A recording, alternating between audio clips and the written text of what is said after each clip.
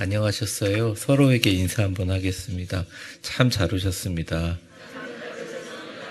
하나님께서 늘 함께 하실 줄 믿습니다. 오늘 수요예배 사도행전 강해 13장의 내용들을 이어서 계속 보도록 하겠습니다. 먼저 말씀을 보도록 하겠습니다. 오늘 우리에게 주신 하나님의 말씀은 사도행전 13장 4절에서 12절까지 말씀입니다. 말씀 제목도 PPT가 혹시 있나요? 없나요? 네, 알겠습니다. 그러면 4절부터 보여주세요. 우리 화면 보면서 읽으셔도 돼요. 시작. 두 사람이 성령의 보내심을 받아 실루기아에 내려가 거기서 배 타고 구브로에 가서 살라미에 이르러 이 하느님의 말씀을 유대인의 여러 회당에서 권하세 요한을 수행원으로 두었더라. 온 섬 가운데로 지나서 바보에 이르러 바예수라 하는 유대인 거짓 선지자인 마술사를 만나니 그가 총독 서기오 바울과 함께 있으니 서기오 바울은 지혜 있는 사람이라. 바나바와 사울을 불러 하나님의 말씀을 듣고자 하더라. 이 마술사 엘루마는 이 이름을 번역하면 마술사라.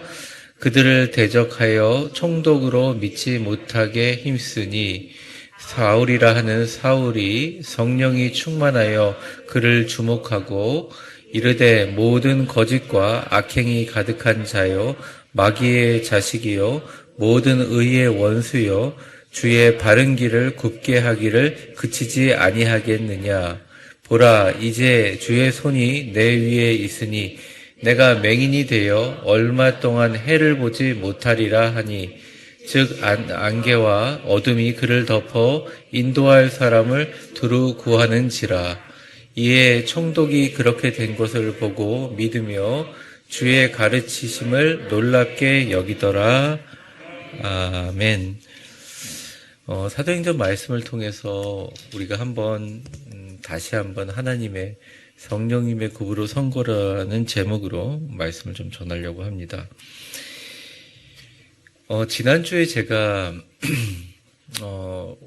세계 역사상 가장 최초의 세계를 향해서 선교를 감당한 교회가 안디옥 교회라는 말씀을 드렸고, 그 안디옥 교회가 갖고 있는 정신에 대해서 말씀을 드렸습니다. 그래서 이제 안디옥 교회가 가지고 있는 그 정신에 따라 안디옥 교회가 세계 선교를 감당하면서 했던 아주 중요한 일들이 있어요. 그것이 바로 3절인데 한번 보여주세요. 오늘 본문은 아니지만 같이 한번 읽어보겠습니다. 시작. 이에 금식하며 기도하고 두 사람을 안수하여 보내니라. 네, 기독교 2000년 역사상 최초의 선교사의 파송, 선교사의 모델인데 이 글자 그대로 먼저 금식하고 그 다음에 기도하고 두 사람에게 안수하여 보낸다. 선교사로 직을 줄 때 들어가는 기본적인 상황이 기도가 있고요. 그 다음에 그 기도를 준비하기 위한 준비위원회 금식이 있고 그 사람에게 안수하는 것이 있습니다. 오늘날 임직식에도 보면 많은 사람들이 이제 임직식을 교회가 주관하는 것으로 생각을 하죠. 맞습니다. 그 맞는데 임직식에 이제 그 교회에 하나님께서 부어주신 담임 목사가 그 사람에게 안수하여 그 교회를 위해서 항존직이라고 하면 영원토록 섬기십시오 라고 이제 서약을 받고 그 사람에게 안수하며 어떻게 보면 우리 교회뿐만 아니라 온 세상을 향해서 선포하는 거나 파송하는 거나 마찬가지라고 생각합니다. 이러한 모든 이제 사도행전의 그 전례와 전통이 계속적으로 이어져서 이제 오늘날의 교회까지 이어지는데요.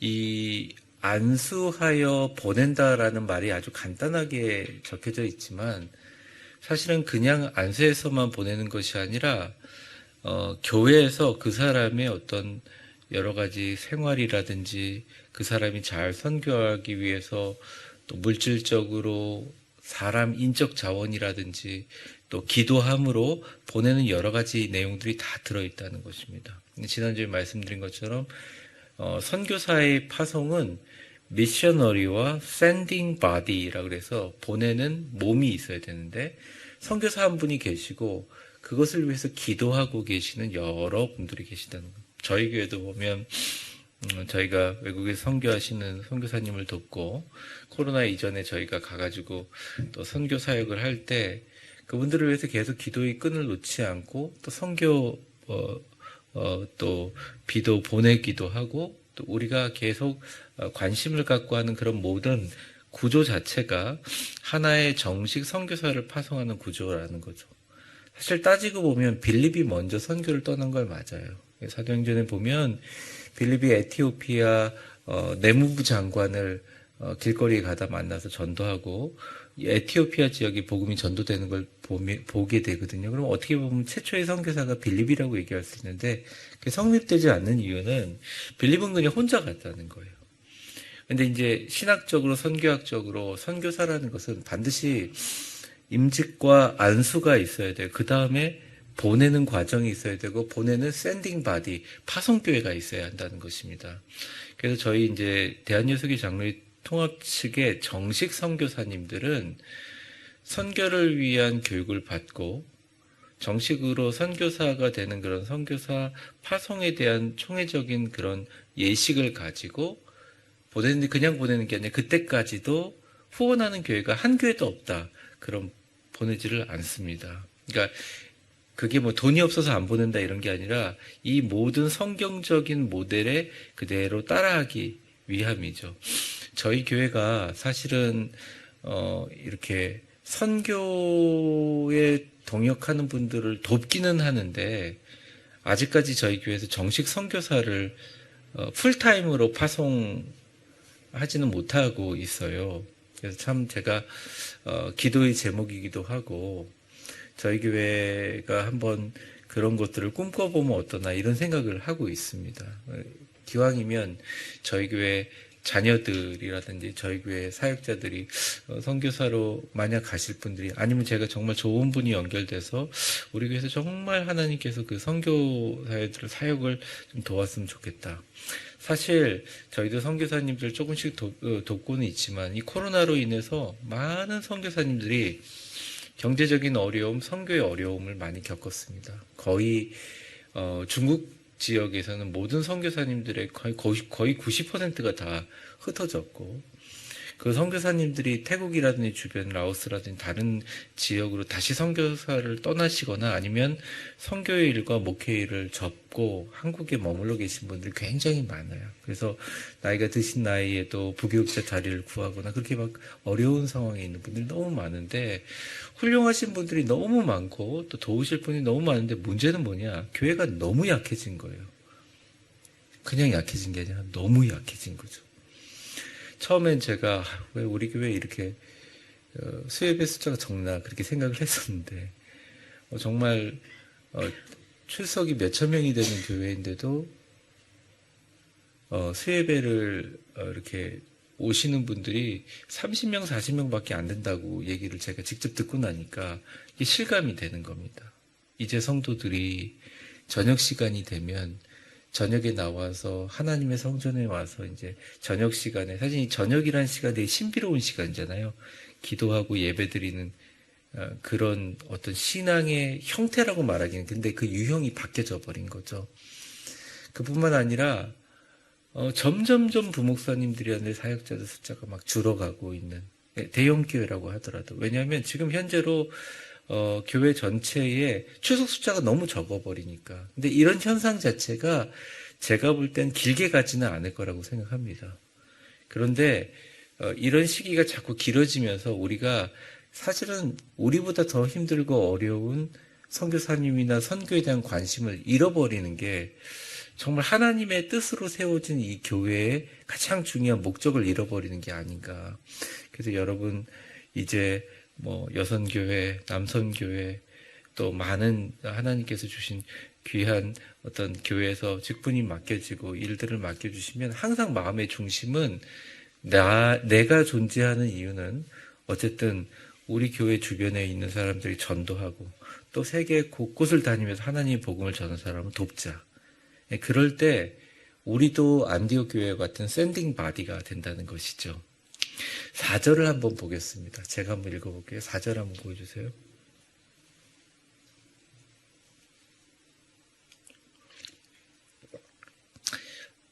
제가 읽어보겠습니다. 두 사람이 성령의 보내심을 받아, 이 두 사람이 누군지 알죠? 바나바와 사울입니다.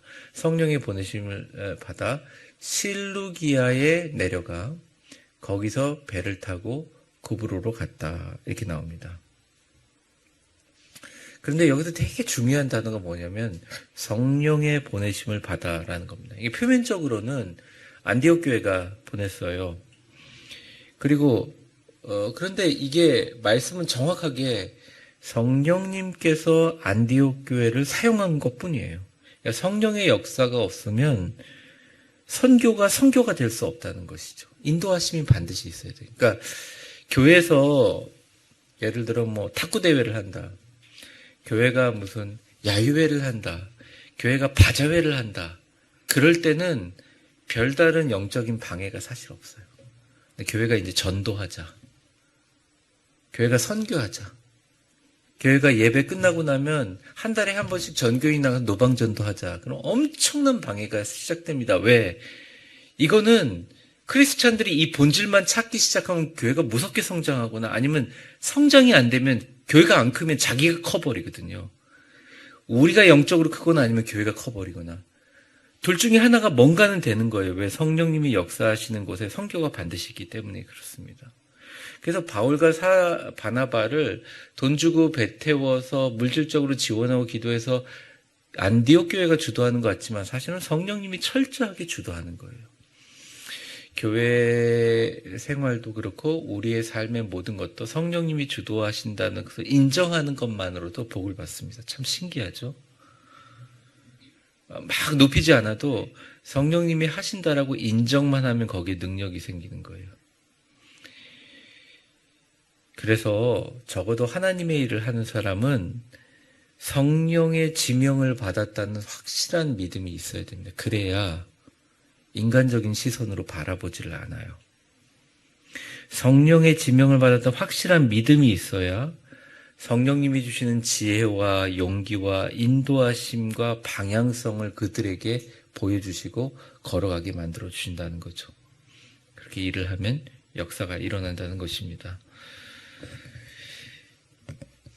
설교를 하면서 저도 참 재밌는 게 어떤 때는 정말 열심히 준비하는데 뭐 여러분들은 어떻게 판단하는지 모르겠지만 저는 돌아가면서 되게 속상할 때가 많아요. 아니 전달을 못하고 중원부 횡설수설 찌르고 갈 때가 많아요.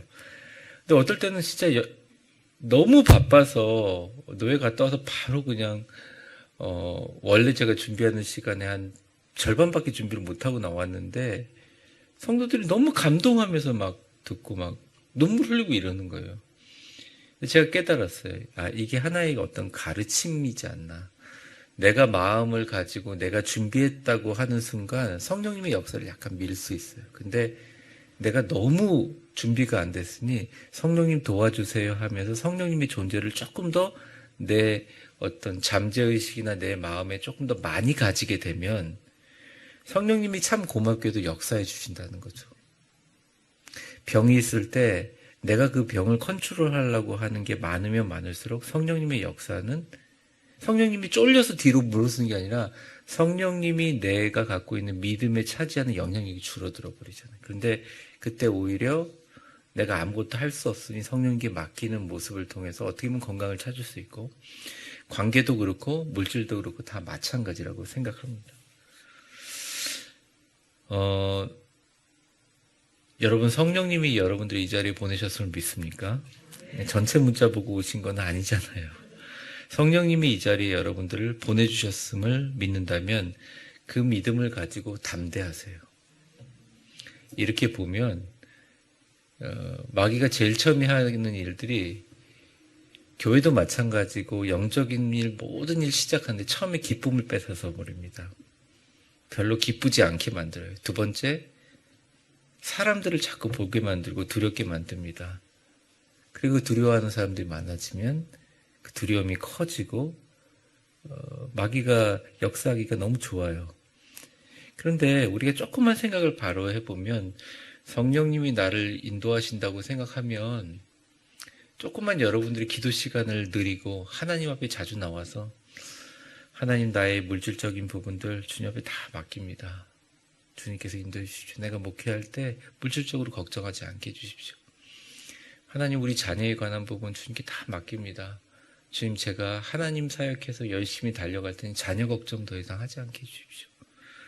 하나님, 내가 꿈꾸고 있는 비전과 하나님을 향한 모든 그런 놀라운 그런 내 마음에 이렇게 간구하는 목적이 있는데, 하나님, 제가 이런 것들 이루어가는 근본적인 목적이 나를 통해서 우리 교회가 잘 하나님 안에서 아름답게 많은 사람이 전도되고 나의 섬김을 통해서 이 땅에 하나님 나라가 확대되는 겁니다. 그러니 하나님, 저한테 자꾸 그러시면 손해예요. 뭐 협박은 아니지만 하나님 손해입니다. 저 좀 도와주시고 인도해 주시고 하나님 다 맡깁니다. 이렇게 하는 그런 고백은 내 입술로 하는 것 같잖아요. 근데 사실 성령님이 하시는 거예요. 인간적으로 생각하고 자꾸 마음적으로 여러 가지 계산을 하고 이렇게 하다 보면 이게 성령님의 역사를 자꾸 막는다는 말입니다.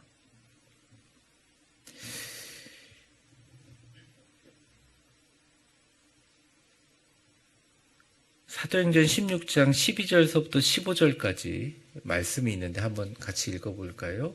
같이 읽겠습니다. 시작. 거기서 빌립보에 이르니 이는 마게도니아 지방의 첫 성이요 또 로마의 식민지라. 이 성에서 수일을 유하다가 안식일에 우리가 기도할 곳이 있을까 하여 문밖 강가에 나가 거기 앉아서 모인 여자들에게 말하는데, 두아디라 시에 있는 자색 옷감 장사로서 하나님을 섬기는 루디아라 하는 한 여자가 말을 듣고 있을 때 주께서 그 마음을 열어 바울의 말을 따르게 하신지라. 그와 그 집이 다 세례를 받고 우리에게 청하여 이르되, 만일 나를 주 믿는 자로 알거든 내 집에 들어와 유하라 하고 강권하여 머물게 하니라. 아멘. 빌립보 지역에 나중에 이제 밝혀지지만 자주 장사를 하는 루디아라는 여자분이 강가에서 여자분들하고 이야기를 하고 있었어요. 그런데 바울이 가서 복음을 전하고 거기서 은혜를 받아서 그 여자분이 그냥 그날 복음을 듣고 마음의 문을 열고 자기 집을 오픈하우스로 만들어서 그걸 교회로 만들어. 그게 빌립보 교회의 시작이에요. 그러니까 바울의 그 교회의 역사가 베드로처럼 막 3,000명이 제자가 되는 그런 예루살렘 교회 폭발적인 성장이 있었던 게 아니라 한 여자분이 강가에 와서 마음을 열고 그날 자기 집을 오픈하고, 그러니까 부자였죠. 좀 이제 넉넉한 자기 집을 오픈하고 사람들을 받아들이면서 거기서 교회가 시작되고, 그리고 여러분들 뭐 제가 누차 얘기했지만 빌립보서를 보면 알겠지만 빌립보 교회만큼 바울이 죽을 때까지 끝까지 후원하고 도와줬던 좋은 교회가 없습니다.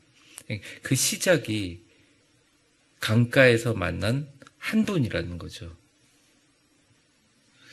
그래서 우리가 이 말씀을 볼 때만 느끼는 것이, 복음을 받고 마음을 열어서 사람들이 우리 교회에 오는, 지난주도 새신자분이 한 분 오셨지만, 그러니까 등록하셨지만, 주님 은혜 안에서 이 교회에 와가지고 발걸음을 딛는 것은 사람이 하는 게 아니에요. 성령님이 하시는 거예요. 여기 계신 여러분들이 다 이 자리에 오신 것은 성령님이 하신 거예요. 그래서 너무 걱정하지 말고, 너무 근심하지 말고, 너무 아파하지 말고 그냥 성령님을 이름을 부르면서 계속적으로 교통하며 대화를 하세요. 이게 성령님이 사람의 마음의 문을 열어서 놀라운 역사를 일으킨 스토리는 사도행전에 정말 너무 많이 나오거든요. 다 소개하기가 어렵습니다. 너무 많이 나와요. 성령님의 보내심을 받아야 사역자고 성령님의 보내심을 받아야 선교사이다. 그런데 이제 사역자의 지향점에 대해서 바울은 아주 확실한 시각을 갖고 있었어요. 그게 바로 로마서 10장 14절인데 같이 한번 읽어보겠습니다. 시작.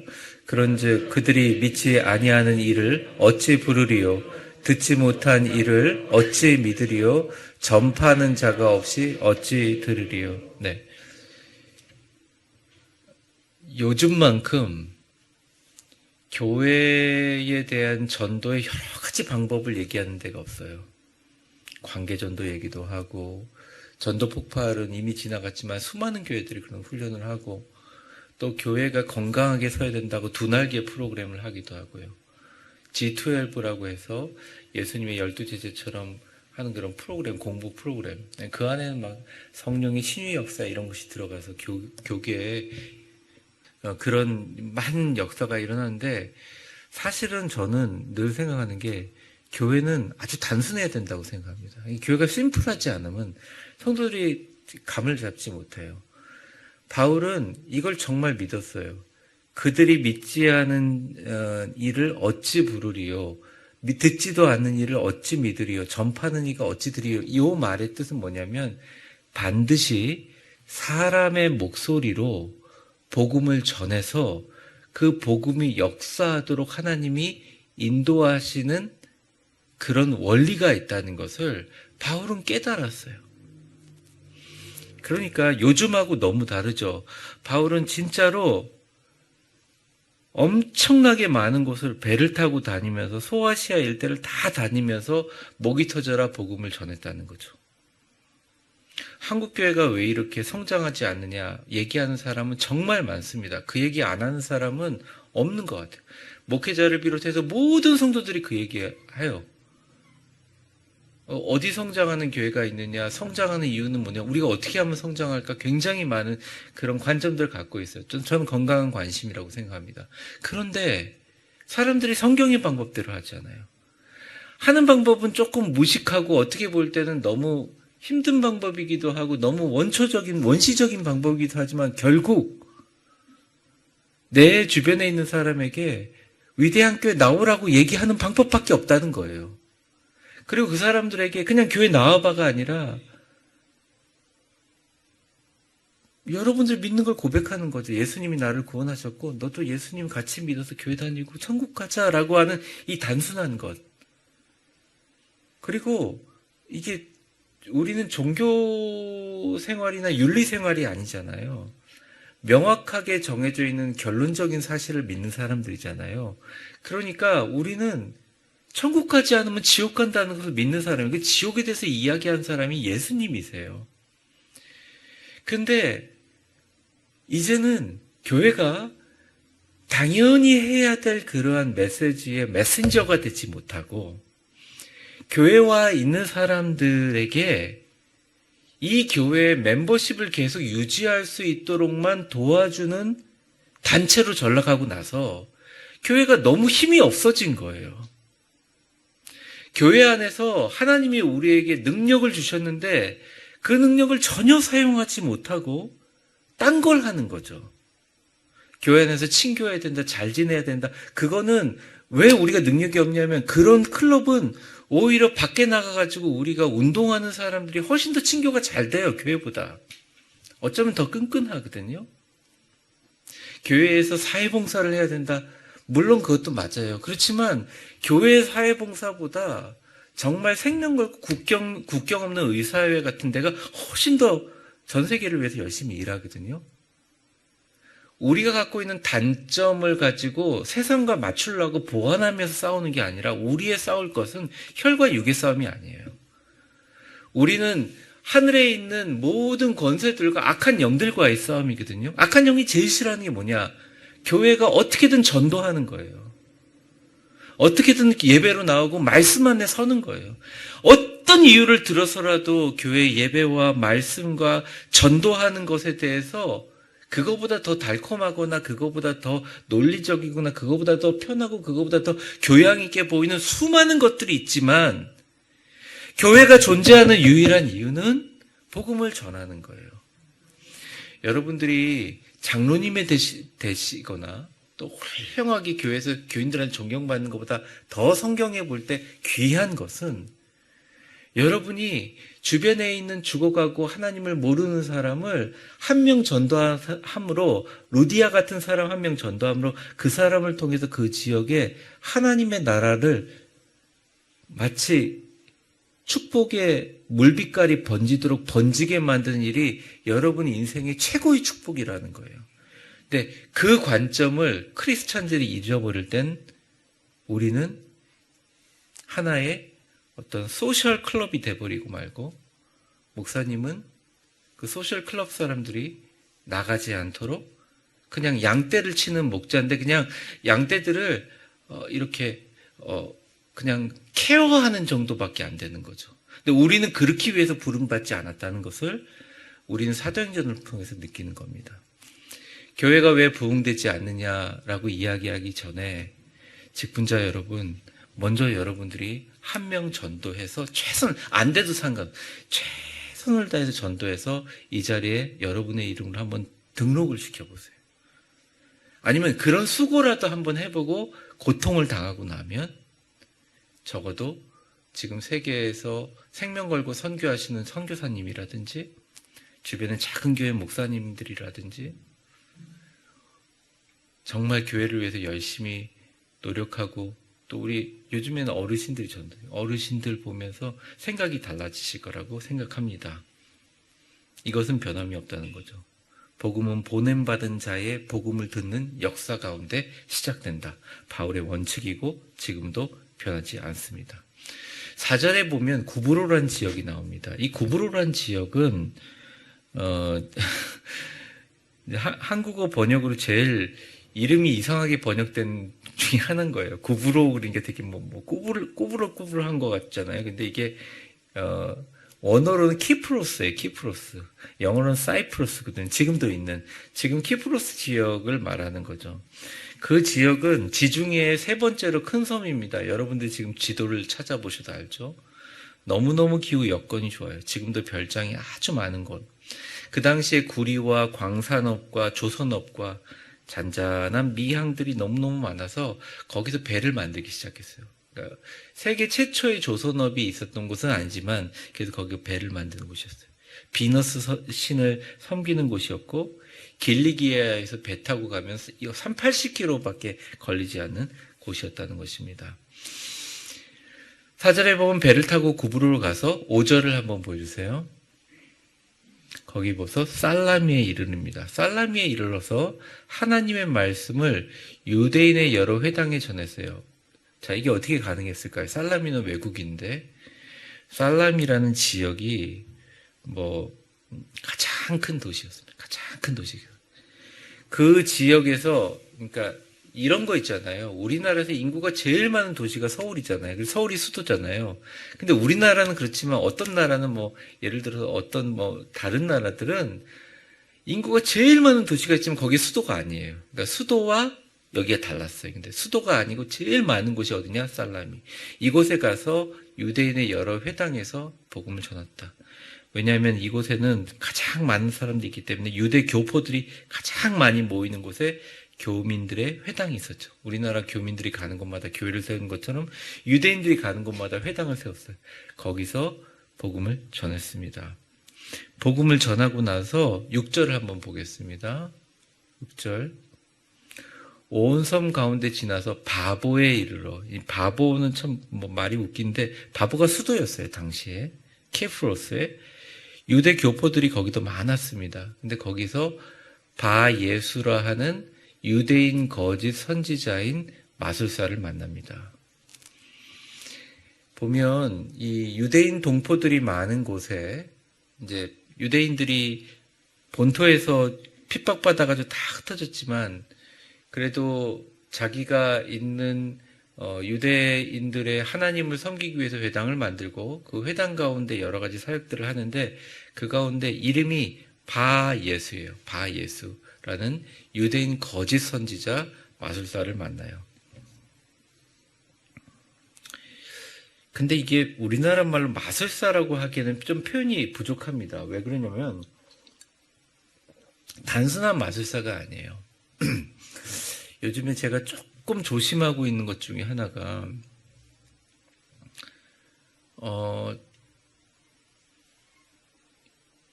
이제 성령의 역사에 대해서 너무나 다양하고 여러 그런 현상이 있기 때문에 성령의 역사의 다양성을 인정해야 되는 건 맞는데, 예를 들어 기도하고 금리빨로 바꾸는 사역 같은 거 있잖아요. 잘 모르세요? 아세요? 모르세요? 모르세요? 잘? 그러니까 우리 교회 교인들은 참 너무 감사하고 순수한데 왜냐면 기도하고, 왜냐하면 여러분들 이가 이제 뭐 됐을 때 옛날에 다 이렇게 아말감이라고 요즘에 잘 안 쓰죠. 저도 아말감 아직 남아있거든요. 시커멓게 이렇게 해서 그런 걸 떼웠는데 쭉 기도를 하는 겁니다. 이빨에 손을 대고 기도하면 이게 금리빨로 변해요. 실제로 믿음의 금리빨로 변하는 겁니다. 거기에 은혜 받아가지고 교회를 엄청 성장시키신 우리 교당 목사님도 계세요. 비난하고자 하는 게 아니라 우리가 예수를 믿는 것이 금리빨을 얻기 위해서 믿은 건가? 그건 아니잖아요, 사실은. 물론 금리빨이 만들어지니까 금 나중에 이빨 빼가지고 팔을 수도 있고, 금리빨이면 더 부드럽게 이가 씹힐 수는 있겠지만 그 사역의 목적은 복음을 전하기 위한 거 아닙니까? 근데 이게 앞뒤가 거꾸로 되는 거예요. 여기 마술사가 어떤 일을 하냐면 당시에 물질들을 바꾸는 일을 했어요. 어떻게 바꾸는지 잘 모르겠어요. 굳이 요즘에 한국말로 얘기하면 연금술사라는 표현을 좀 하면 맞을 것 같아요. 그러니까 그 사람들이 갖고 있는 물질들을 자꾸 변화시키는 마술을 보이니까 사람들이 너무너무 거기에 매료되는 거죠. 알키미스트라고 하는데 영어로. 그렇게 하는 일을 하는 사람이 거기서 밥을 잘 벌어먹고 살았어요. 사람들이 얼마나 그랬는데 이제 뭐가 생기느냐, 거기에 아주 자기의 유력자를 탁 붙잡고 거기 있는 유대인 교민들에게 엄청난 역사를 해요. 여러분들 나중에 유대교를 공부할 기회가 있는, 유대교는 여호와 하나님에 대한 신앙은 아주 단단한데 이렇게 기독교처럼 체계가 없습니다. 그러니까 나머지는 성경에 나와 있는 나머지의 모든 역사들이나 그런 것들은 굉장히 너무나 체계가 안 잡혀 있어요. 자, 7절을 한번 보겠습니다. 이 마술사가 누구랑 같이 있었느냐? 같이 읽겠습니다. 시작. 그가 총독 서기와 바울과 있으니 서기오 바울은 시에 있는 사람이라 바나바와 사울을 불러 하나님의 말씀을 듣고자. 네. 이 서기오 바울은 이 역사적 기록에 보면 당시에 그 로마의 총독이었고 구브로 섬을 다 다스리는 자였어요. 가장 힘이 센 사람이었죠. 그러니까 이 사람에게 복음 전하면 게임 끝인 거예요. 근데 참 신기하게 하나님께서 계속 길거리를 다니면서 전도하게 하신 게 아니라 바울과 그 일행들을 말이죠. 서기오 바울에게 만나게 하게 된 이유가 서기오 바울에게 바울과 바나바가 찾아간 게 아니에요. 서기오 바울이 처음에 어떻게 궁금증을 가졌냐면 이 옆에 바예수라는 사람이 막 기적을 일으키고 뭔가를 일으키고 이러니까 이 사람을 참 똑똑하고 귀한 사람이다 그러면서 참 존귀한 사람이다 옆에서 뒀단 말입니다. 근데 사람이 이러다 보니 욕심이 생기잖아요. 이적이나 이런 거에 욕심이 생기잖아요. 그러니까 이제 이 사도행전을 쓴 누가의 해석입니다. 서기오 바울이란 그 당시 구브로 섬의 총독은 참 머리가 똑똑하고 지혜로운 사람이다. 바나바와 사울을 불러 그래도 유대인들의 총독이니 하나님 말씀 제대로 영적인 게 아니라 뭘요? 체계적으로 신학이나 지식적인 것을 듣고자 하더라. 그래서 부른 거예요. 불렀다는 거예요. 그런데 제일 누가 난리가 났어요? 제일 난리가 난 건 지금까지 총독 딱 붙잡고 고객들 많이 확보했던 연금술사가 난리가 난 거예요. 8절을 같이 읽어보겠습니다. 시작. 이 마술사 엘루마는 이름을 번역하면 마술사라. 그들을 대적하여 총독으로 믿지 못하게 힘쓰니. 자, 바울과 바나바가 와가지고 뭐 하겠어요.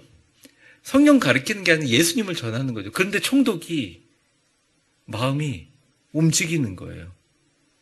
눈앞에 막 뭐 은을 금으로 만들고 쇳덩어리를 막 보석으로 만드는 기적보다 당신과 나를 위해서 예수님이 죽었다는 보혈의 복음을 그냥 전하는데 그게 더 파워풀하게 믿겨지니까 답답하고 막 조갑증이 생긴 거죠. 어떻게든 막지 못하려고 막 방해하는 거예요.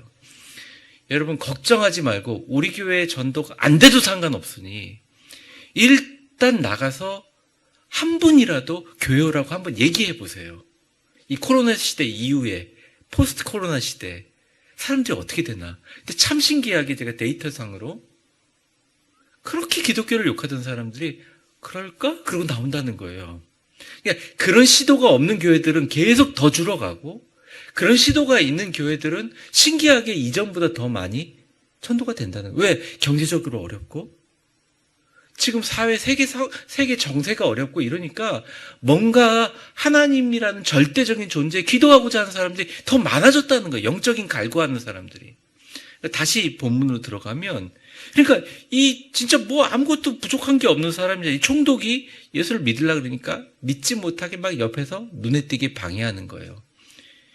이때 바울이 성령에 충만하여 이 마술사인 이 엘루마라는 마술사란 말인데 이 바이에스라는 사람을 막 뭐라고 합니다. 9절부터 10절까지 같이 읽어보겠습니다. 시작. 바울이라 하는 그를 주목하고 이르되 모든 거짓과 악행이 가득한 자요 마귀의 자식이요 모든 의의 원수요 주의 바른 길을 굽게 하기를 그치지 아니하겠느냐 이렇게 얘기합니다. 아주 강한 표현 쓰죠. 거짓과 악행이 가득하고 마귀의 자식이며 의의 원수요 그러면서 이렇게 얘기를 해요. 되게 강한 말이죠.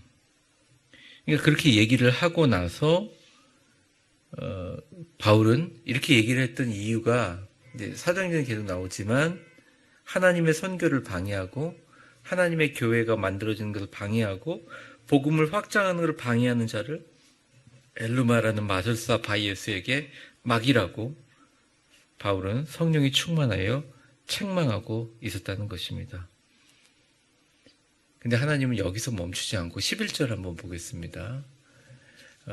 여기서 멈추지 않고 또 이런 얘기를 해요. 보라 이제 주의 손이 너의 위에 있으니 너가 맹인이 되어 얼마 동안 해를 보지 못하리라 하니 즉시 안개와 어둠이 그를 덮어 인도할 사람을 두루 구하는지라.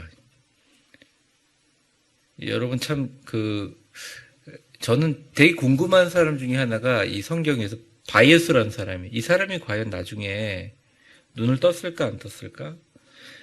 이 사람이 나중에 예수를 전하는 사람이 됐을까 안 됐을까? 참 궁금해요. 아니면 마술사 일을 계속했을까? 잘 모르겠어요. 안 나와 있으니까 근거가 없으니까.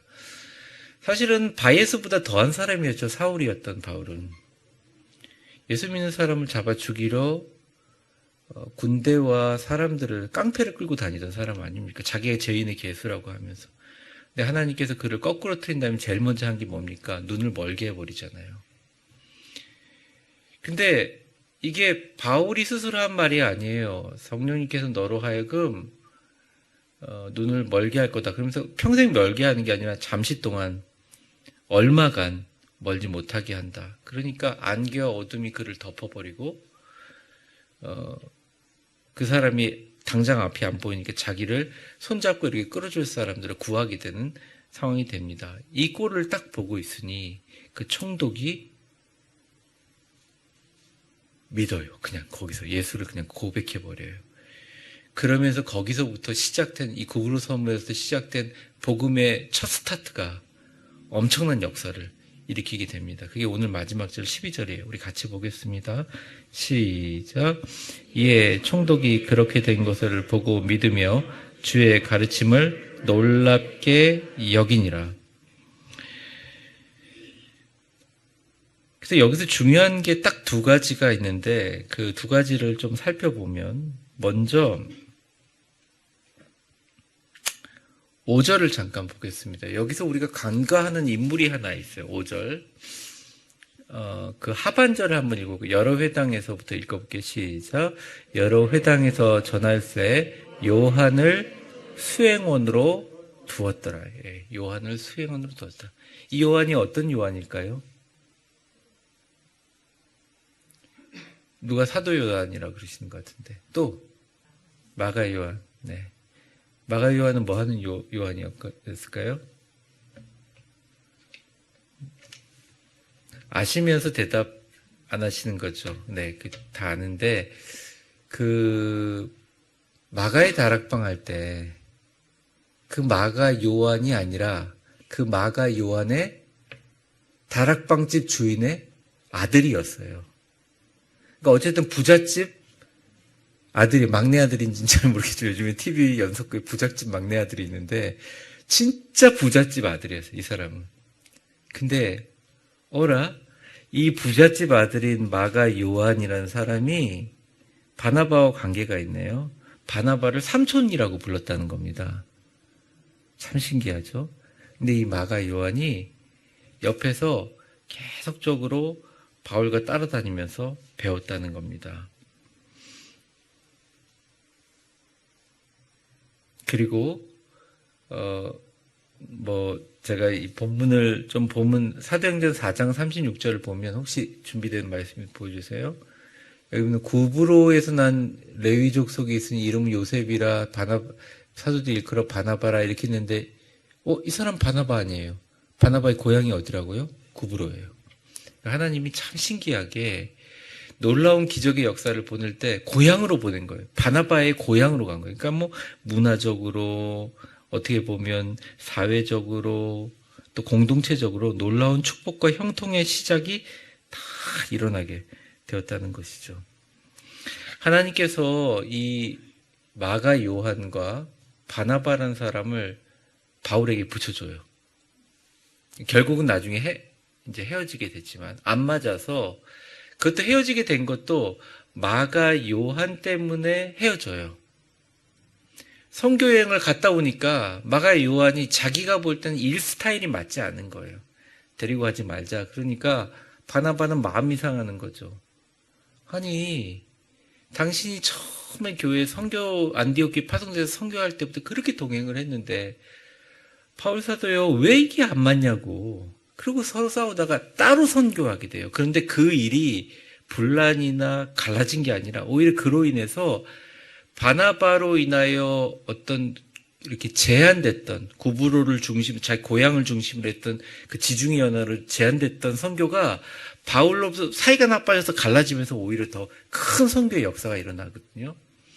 우리가 교회 사역을 하다 보면 성도들 간의 모습이라든지 또 여러분들이 보는 좋은 모습, 때로는 안타까운 모습, 또 애처로운 모습, 아니면 또 사랑해야 될 모습, 여러 가지 모습들이 있는데 거기에 하나님의 역사가 다 묻어 있다고 생각하지 마세요. 어떤 일이 일어나더라도 그것을 통해서 하나님이 하고자 하는 일은 반드시 하세요. 여러분의 인생을 봐도 알잖아요. 하나님 앞에 우리의 인생을 맡기고 하나님 앞에 우리의 모든 것을 맡기면 하나님이 앞서서 일하게 된 줄 믿습니다. 그리고 오늘 본문이 참 재미있는 건 9절 한번 보여요. 9절에 비로소 이름이 바뀌어요. 그 전까지는 9절 좀 보여주세요. 그 전까지는 계속 사울이라고 그랬는데 여기서 뭐라 그랬습니까? 바울이라고 하는 사울이 성령이 충만하여 그를 주목하고 바예수에게 막 퍼붓기 전에 그 이름이 싹 바뀌죠. 여러분 사울이란 이름과 바울이란 이름의 계기는 아세요? 다메섹에서 충격받고 나서 사울이 바울이 됐나요? 그런 건 아니고 이름 표기가 사울이란 이름 자체가 여러분 사울왕이 있잖아요. 사울왕처럼 그 사울이란 이름은 왕의 이름이기도 하고 또 사울의 그 히브리적인 이름이에요. 근데 파울러스, 그러니까 이제 영어 성경 파울러스라고 하고 영어로 폴이라고 하기도 하고 우리가 한국말로 바울이라고 하는 이름은 지극히 헬라 문화권의 이름이라는 것입니다.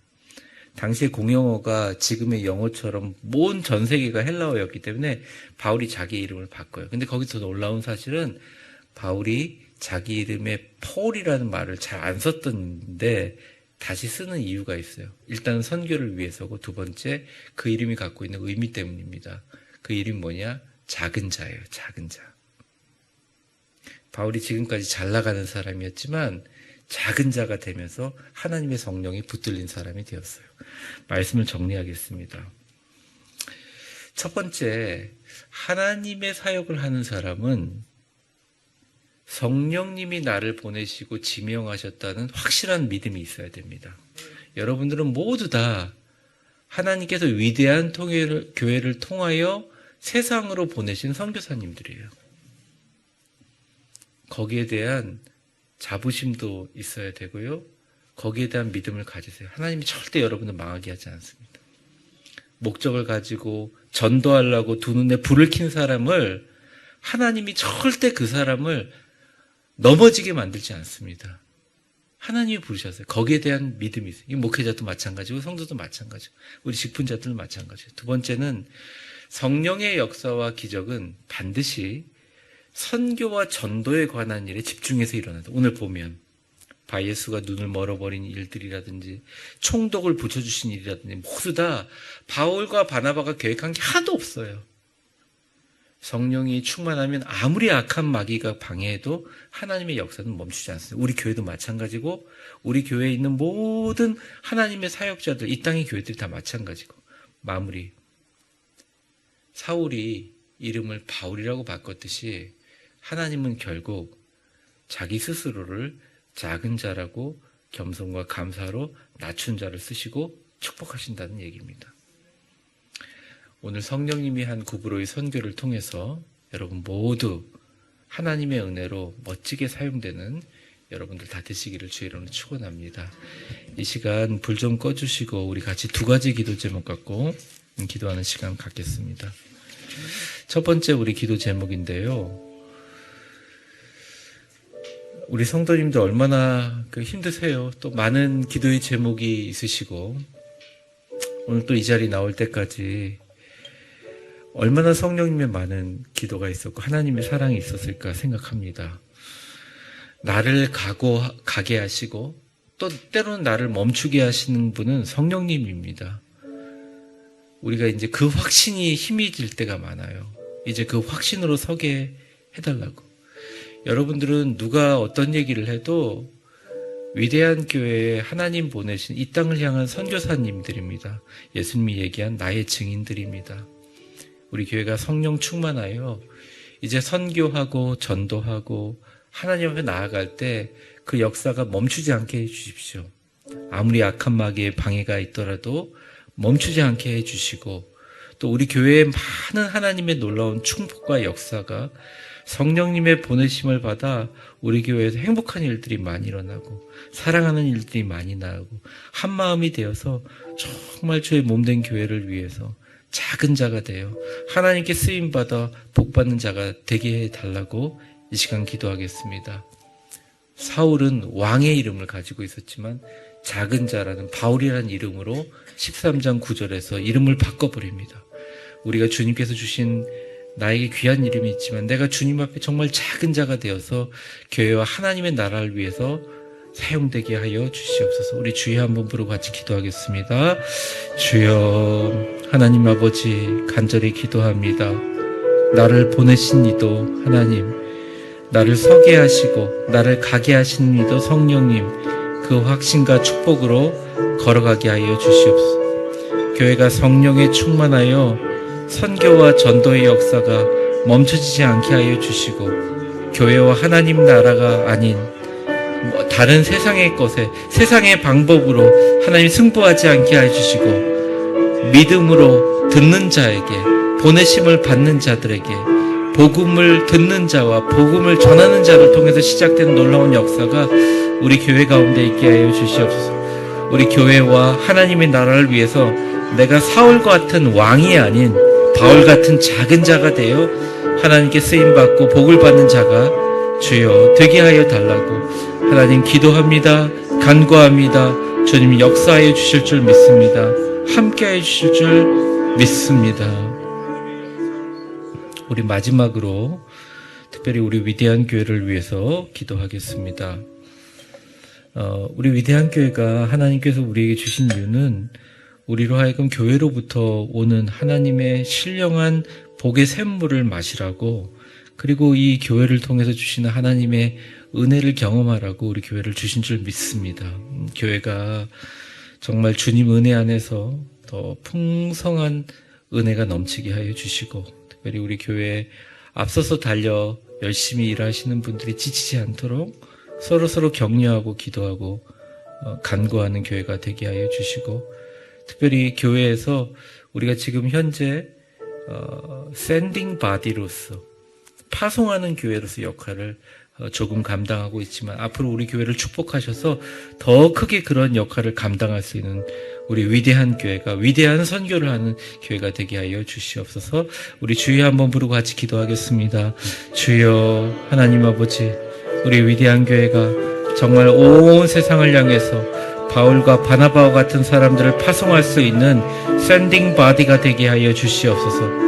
하나님의 선교와 하나님의 역사를 위해서 귀하고 복되게 사용될 수 있도록 도와주시옵소서. 선교와 전도에 관하여 집중하며 하나님의 역사가 멈추지 않도록 도와주시고, 성령 충만하게 하여 주시고, 악한 영과 마귀로부터 보호되는 교회가 되게 하시고, 주님의 역사와 주님의 은혜 가운데 사용되고 은혜로 역사하는 그러한 교회가 주여 되게 하여 주옵소서. 그러한 감사와 겸손이, 그러한 하나님의 축복이 우리 모든 교회 성도들에게 다 있게 하여 주시옵소서.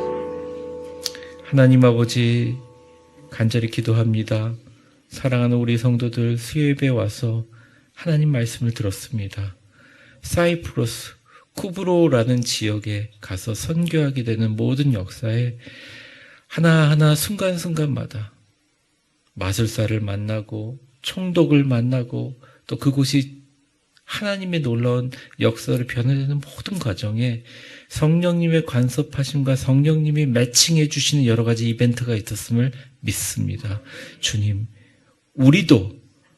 우리를 가게 하시고 서게 하시고 숨쉬게 하시는 분이 성령님을 믿습니다. 성령님이 보내심을 확신을 가지고 이제는 그 기도로 승리하게 하여 주시옵소서. 우리 교회가 성령 충만하여 선교와 전도의 역사가 멈추지 않게 하여 주시고, 우리 모두 사울 같은 왕이 아닌 바울 같은 작은 자가 되어 하나님께 쓰임받고 복받는 인생 되게 하여 주옵소서. 예수님의 이름으로 기도합니다. 아멘.